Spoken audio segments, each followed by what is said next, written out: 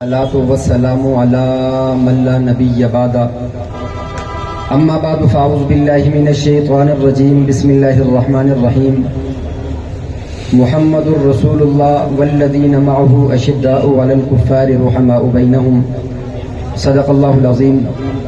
انتہائی واجب الاحترام، قابل تحریم اسٹیج پر جلوہ افروز علماء کرام، خصوصاً حضرت اقدس حضرت مولانا عبید الرحمن حیدری صاحب، مولانا عارف ناز صاحب اور لاکھوں مسلمانوں کے دلوں کی دھڑکن قائد اہل سنت، شاہین اہل سنت حضرت علامہ مولانا تاج محمد انفی صاحب، ان تمام احباب کی موجودگی میں دو چار باتیں آپ کی گوش گزار کرنا چاہوں گا۔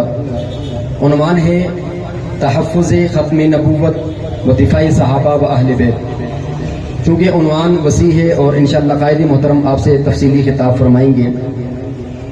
عنوان بڑا عجیب ہے، جب میں عنوان کی طرف دیکھتا ہوں تو ان میں بھی مجھے صحابہ کی ایک خوشبو نظر آتی ہے، یعنی عنوان تحفظ ناموس رسالت ہو پھر بھی مجھے صحابہ ہی نظر آتے ہیں۔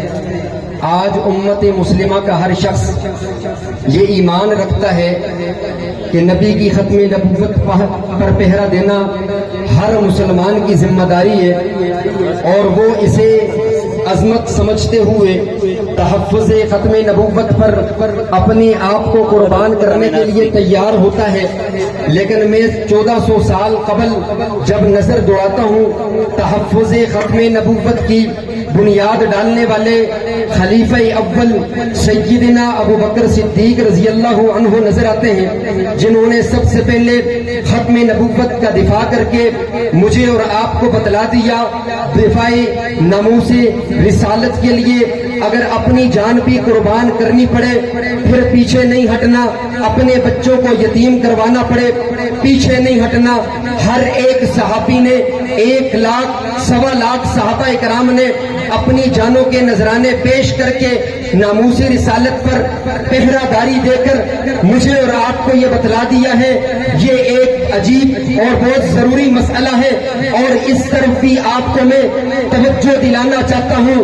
دفاع ناموس رسالت کے ساتھ ساتھ دفاع صحابہ بھی اس لیے ضروری ہے کہ نبی علیہ السلام نے ارشاد فرمایا، ان اللہ اختار لی واختار لی اصحابی، اللہ نے میرے لیے میرے صحابہ کا انتخاب کیا۔ میں نے تصورات میں رب سے پوچھا، اللہ صحابہ کا انتخاب جناب محمد الرسول اللہ صلی اللہ علیہ وسلم کو گویا کہ رب نے جواب دے دیا، میں نے صحابہ کو پہلے چنا ہے، چن کر پھر میں نے محبوب کے قدموں میں لا کر رکھ دیا۔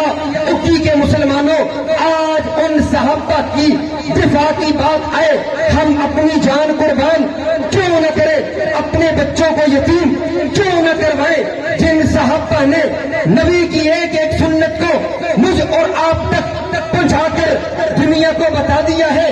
یہ بڑا ضروری مسئلہ ہے، بات نبی کی ہے، نبی کے حسن کی ہے، نبی کی سیرت کی ہے، نبی کے کردار کی ہے، نبی کے زلفوں کی ہے، نبی کی انگلی کی ہے، نبی کے جسم کے ایک ایک حصے کی ہے، نبی کے 63 سالہ زندگی کی ہے، نبی کی ایک ایک ادا کو محفوظ کر کے ہم تک پہنچانے والے صحابہ ہیں۔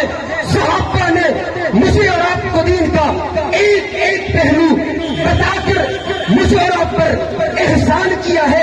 آج اگر 1450 سال گزر جانے کے بعد صحابہ کی دفاع کے لیے ہم اپنی جان کا نذرانہ پیش کر لیں، کون سا احسان کر رہے؟ بلکہ میری اور آپ کی یہ ذمہ داری ہے۔ میری اور آپ کی کیا ہے بھائی؟ ذمہ داری ہے۔ تحفظ ناموس رسالت ہو یا دفاع صحابہ و اہل بیت ہو، مجھے اور آپ کو دن رات ایک کر کے محنت کرنی پڑے گی، تب جا کے انشاءاللہ العزیز ایک قانون بنے گا۔ آج جس طریقے سے ختم نبوت کا قانون ہے، اگر نبی کی شان میں کوئی گستاخی کرتا ہے اسے لٹکایا جاتا ہے۔ دفاع صحابہ کے لیے قانون بننا چاہیے نہیں بننا چاہیے؟ بننا چاہیے نہیں بننا چاہیے؟ محنت کریں گے انشاءاللہ، اپنی ذمہ داران کے ساتھ محنت کریں گے۔ اللہ تبارک و تعالیٰ سے دعا ہے جو کچھ کہا گیا اللہ پاک عمل کی توفیق عطا فرمائے۔ وآخر دعوانا الحمدللہ رب العالمین۔